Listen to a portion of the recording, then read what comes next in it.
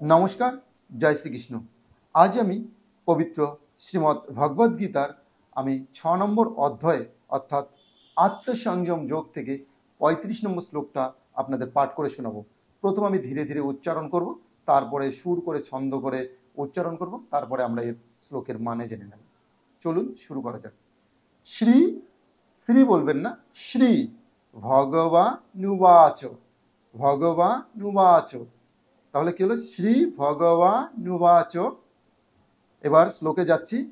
অসংশয়ম, অসংশয়ম মহাবাহ, অসংশয়ম মহাবাহ মনো দুর্নিগ্রহম চলম, মনো দুর্নিগ্রহম চলম। অনেশ্বরের ওখানে ময়ের উচ্চারণ আসলো এখানে। অভ্যাসেন, অভ্যাসেন তু কন্তেয়, তু কন্তেয় বৈরাগ্যেন চ গৃহতে, গৃহ্যতে। অ্যাকচুয়ালি আমরা যখন কন্টিনিউ করবো গৃহতে উচ্চারণ হবে, আর যদি পুরো উচ্চারণটা ভেঙে ক্লিয়ার করতে হয় তাহলে জফলার জায়গায় একটা ইয়র উচ্চারণ আসবে, গৃহ্যতে। এবার আরেকবার আমি স্লো করে পড়ছি। অসংশয়ম মহাবাহ, এখানে প্রথম চরণ শেষ হবে। মনোদুর্নিগ্রহম চলম, এখানে দ্বিতীয় চরণ শেষ। অভ্যাসেন তু কন্তেয়, এখানে তৃতীয় চরণ শেষ। বৈরাগ্যেন চ গৃহ্যতে, এখানে চতুর্থ চরণ শেষ হবে।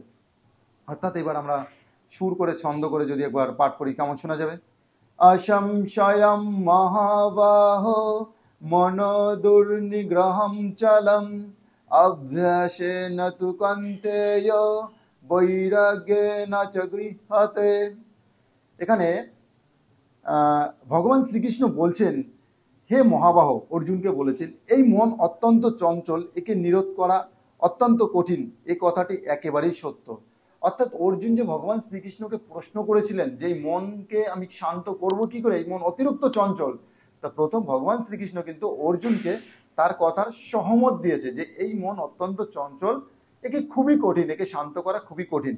কিন্তু তারপরে ভগবান বলছে, কিন্তু হে কন্তেয়, মানে অর্জুনের মায়ের নাম কুন্তী, সেজন্য বলেছেন কন্তেয়, অভ্যাস এবং বৈরাগ্যের দ্বারা এই মনকে বশ করা সম্ভব হয়।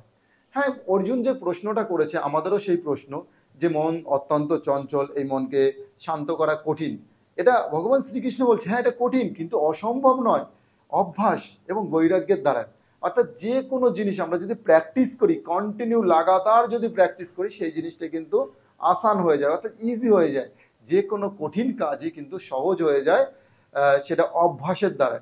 যে কোনো কাজই, যে কোনো কাজ পৃথিবীতে আছে, কন্টিনিউ যখন অভ্যাস করবেন সেটাই কিন্তু আস্তে আস্তে সেটা সহজ হয়ে যায়। তাই অর্জুনকে বলছেন তুমি ওই মন, চঞ্চল মন যদি কন্টিনিউ তুমি প্র্যাকটিস করো, অভ্যাস করো, মেডিটেশন করো, তাহলে তোমার কিন্তু এই অশান্ত মন কিন্তু শান্ত হয়ে যাবে, বা চঞ্চল মনকে শান্ত করা সম্ভব।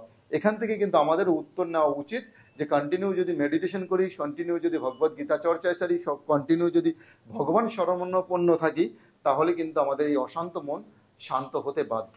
এই শ্লোকের এটাই মানে। পরবর্তী শ্লোকে আবার দেখা হবে, ততক্ষণের জন্য হরে কৃষ্ণ, জয় শ্রীকৃষ্ণ।